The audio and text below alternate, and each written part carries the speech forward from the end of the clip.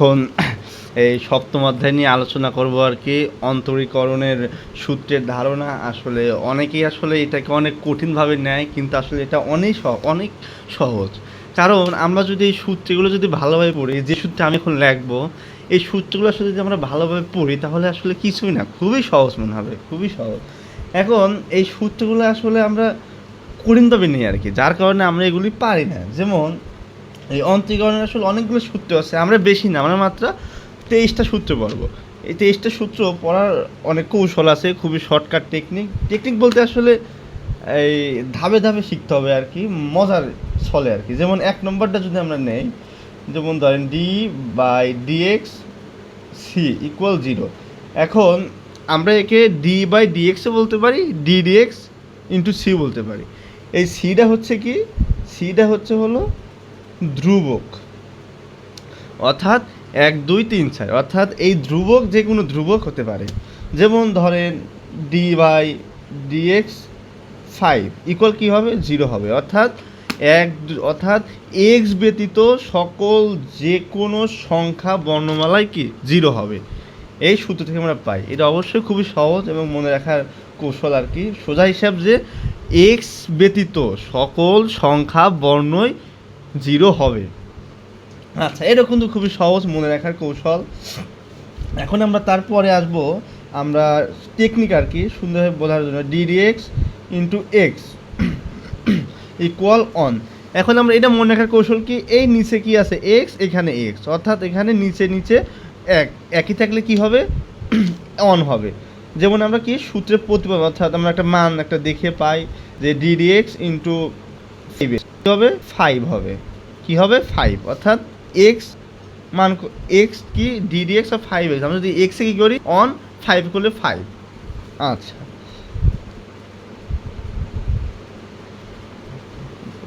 আচ্ছা, তারপরে আমরা পরের সূত্র যাই।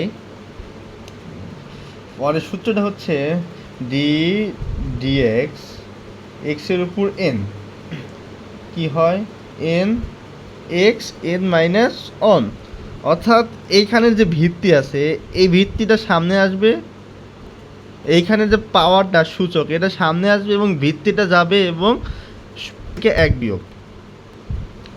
যেমন আমরা ম্যাথ ধরতে পারি d/dx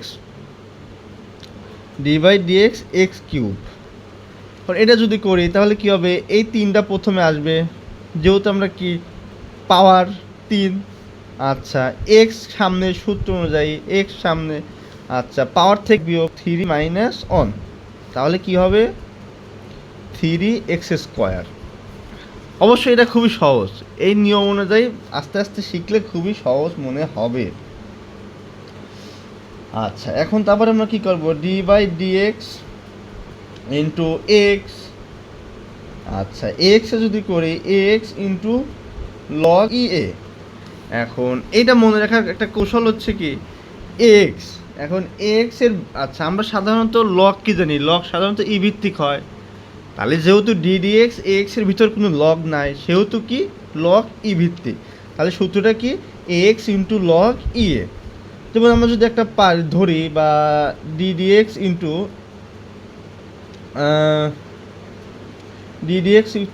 a10 ধরলাম, তাহলে কি হবে, x মানে কি a10 * log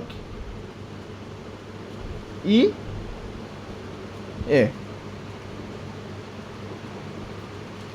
আচ্ছা, তাহলে এইভাবে আমরা খুব করতে পারি। তারপরে আছে হলো d/dx * ex যদি থাকে তাহলে কী হবে, e⁻x হবে, কারণ এটা একই মান। যেমন এই যে d/dx যদি 10 থাকে তাহলে কী হবে, e⁻10ই হবে, আর কোনো চেঞ্জ নাই। অর্থাৎ এখানে মেইন বিষয় হচ্ছে সূত্রগুলি ভালোভাবে মুখস্থ করলে সবই সম্ভব। আচ্ছা, তারপর আরেকটা সূত্র আছে, এইটা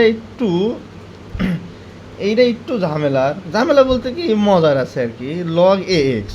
অর্থাৎ আমরা কি করছি, d/dx log ax এর বেলায় কি x * log e(a), সাধারণত লগ ই ভিত্তিক পড়া হয় ইয়ে, কিন্তু এই ক্ষেত্রে ব্যতিক্রম।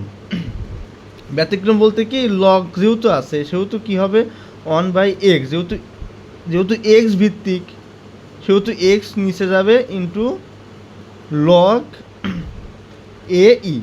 এখানে উল্টা, যেহেতু লগ আছে সেহেতু উল্টা। আমরা একটা উদাহরণ দেখলে আমরা আর কি বুঝতে পারবো যে আসলে এটা কেমন হবে আর কি, কি হবে এবং কেমন হবে। এই দেখেন একটা উদাহরণ দেই, তারপরে আমরা আর কি বুঝতে পারবো আর কি।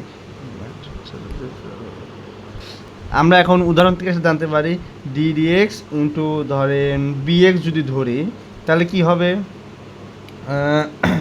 1/x আমরা সূত্র থেকে পাই, এবং log b কি হবে log b ই, কারণ এই যে আমরা সূত্র থেকে সবই পাচ্ছি। আচ্ছা, এইসব আসলে খুবই সহজ, ইজি, এবং আমরা এভাবে আসলে করব। আচ্ছা, তারপরে এখন আমরা মেন সূত্রগুলো হচ্ছে এই ধরেন ddx আমরা বলবো d/dx বলা আসলে অনেক কষ্টসাধ্য, সাধারণত আমরা ddx ইন্টু সাইন এক্স। এখন সাইন এক্স থাকলে কী হবে, আমরা সাইন এক্স থাকলে কী হবে, অবশ্যই কস এক্স হবে, কারণ এখন আমরা একটা প্রচলিত কথা আছে সাইন কস, এভাবে আমরা মুছতে পারবো। তারপরেরটা আমরা যাই, পরেরটা কি d/dx ইন্টু কস এক্স। এখন কস এক্স যদি থাকে তাহলে আমরা কি পাবো মাইনাস সাইন এক্স, অর্থাৎ এই ব্র্যাকেটের ভিতর যদি কোনো সি থাকে, তাইলে কি হবে, ব্র্যাকেটের ভিতর যদি কোনো সি থাকে তাহলে সবার আগে মাইনাস, এটা প্রথম থিওরি। আচ্ছা, যেমন এইটার একটা উদাহরণ দেই, ddx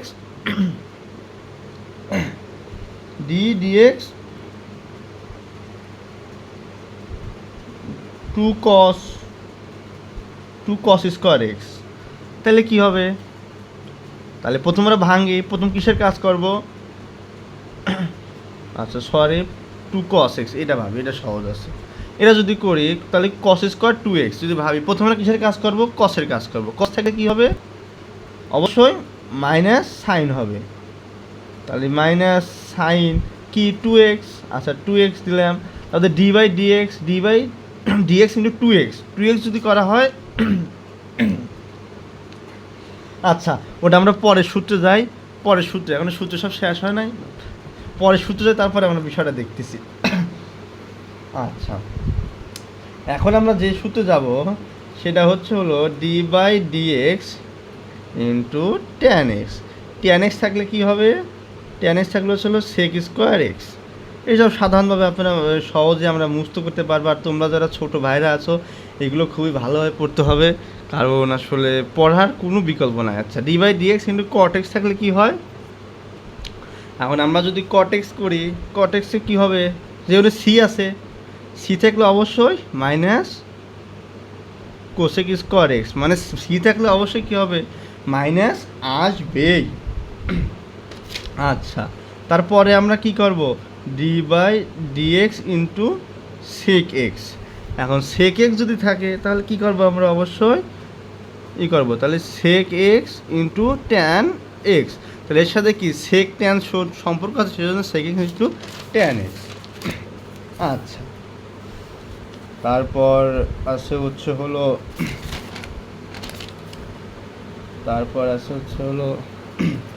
d/dx কোসেক এক্স। যদি কোসেক এক্স থাকে অবশ্যই সি, তার মানে কি মাইনাস থাকলে কি হবে, cosec x into cot x. অর্থাৎ এইগুলো এদের মধ্যে আসলে অনেক সূত্র আছে, d/dx ইন্টু হলো সাইন ইনভার্স 1x, এই সূত্র হলো 1/√1 - x স্কোয়ার, তারপরে dx cos inverse 1x, cos থাকলে অবশ্যই মাইনাস আগে আসবে, তারপর হলো √1 - x স্কোয়ার। অর্থাৎ এই ক্ষেত্রে আচ্ছা, তা বাদে হচ্ছিল d/dx, অর্থাৎ সাইন আর কস একই প্রায়, জাস্ট শুধু মাইনাস অন। আচ্ছা, মাইনাস থাকবে শুধু খালি আগে, কসের আগে এইটাই। তাহলে d/dx ইন্টু কি ট্যান ইনভার্স অন এক্স। এটা যদি থাকে আমরা সহজেই কী করবো, ট্যানের বেলায় কি, ট্যানের বেলা হচ্ছে one divide by one, one plus x square.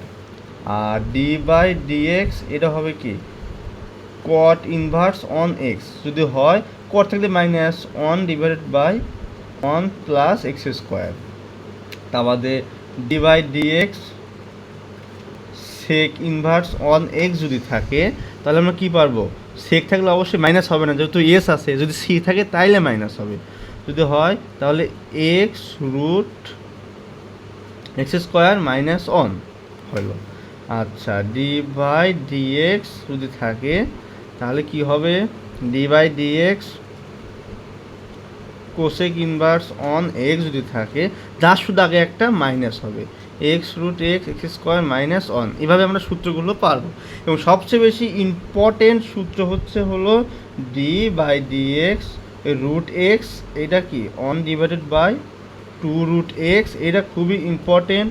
আর একটা সূত্র d/dx ইউ ভির সূত্র, এটা এটা আসলে মুখস্থ করতে হবে খুব ভালোভাবে এবং অর্থাৎ আমি যদি করি 30 বার, তোমাকে করতে হবে 70 বার, অর্থাৎ এখানে অবশ্যই তোমাকে 2 গুণের বেশি করতে হবে আমার চেয়ে। D u d/dx into v plus v into d/dx into you.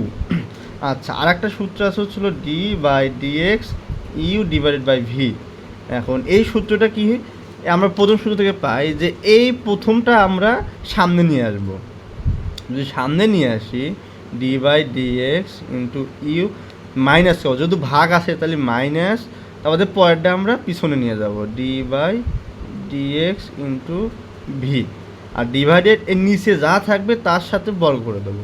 এটাই হচ্ছে আমার আজকেরই, এবং তার পরের ক্লাসে আমরা এই সমস্ত সূত্রগুলোর মাধ্যমে আমরা কিছু অঙ্ক করে দেখাবো। আল্লাহ হাফেজ।